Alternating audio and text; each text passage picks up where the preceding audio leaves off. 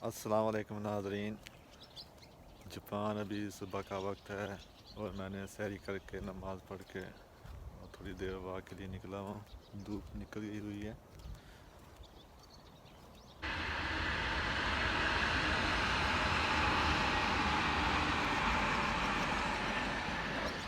ये खेत खाली पड़े हुए हैं। कुछ दिनों में यहाँ चावल की फसल काश्त होनी शुरू हो जाएगी, वो भी आपको दिखाएंगे इंशाल्लाह।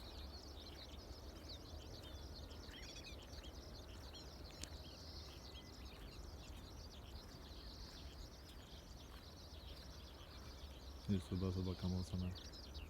ये देखें बादल कितने प्यारे लग रहे हैं।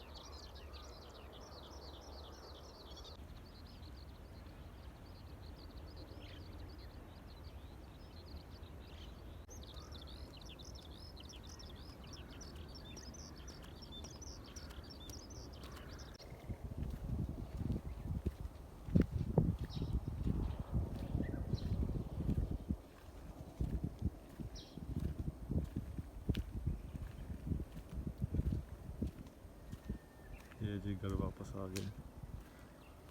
थोड़ी देर आराम करके निकलते हैं काम के लिए।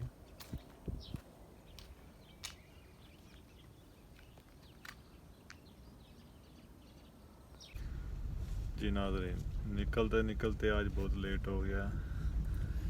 1 बज गए हैं दोपहर के और मैं अभी काम पे निकला हूँ। आकर सो गया था और अभी उठा हूँ।